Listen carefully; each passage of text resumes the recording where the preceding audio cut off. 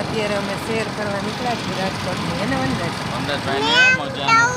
મેળામાં જવું છે એમ કીધું. જો મેળામાં જવું છે એમ. અચ્છા, વનરાજભાઈ મજા નથી એટલે વનરાજના પપ્પા મીઠાપુરથી પાછા આવ્યા.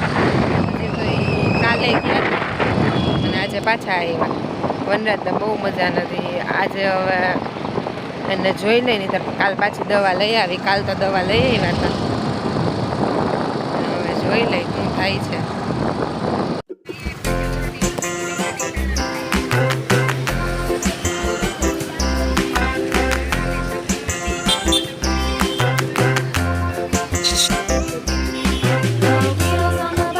વનરાજ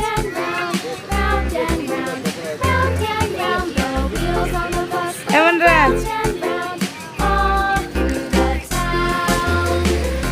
વનરાજભાઈને મેળામાં લઈ આવ્યા છીએ. મેળો મેળો કરતો તો ભાઈ.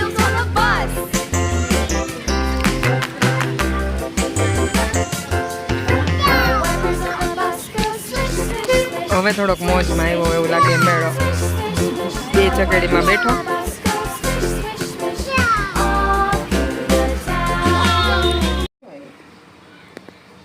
હેલો મિત્રો, હું પાછો આવી ગયો છું. વનરાજને મજા નહોતી એટલે હવે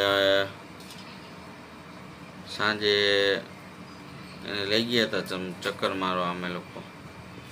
કારણ કે હું બીજે દિવસે વયો ગયો તો મીઠાપુર.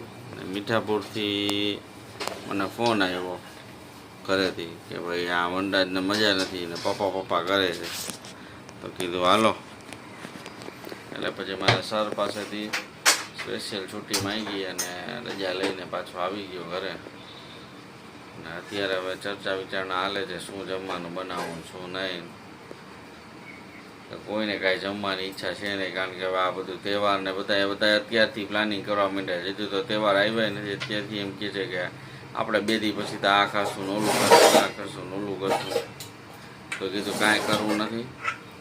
અત્યારે આપણે કંઈક સાદું જમવાનું બનાવી નાખો. કારણ કે આખો દિવસ બધાએ વનરાજમાં પડ્યા હોય એટલે વનરાજભાઈ બધાને થકવી દે. તો શું કરવું શું નહીં એવું હાઈલે રાખે છે. જય માતાજી, જય દ્વારકાધીશ.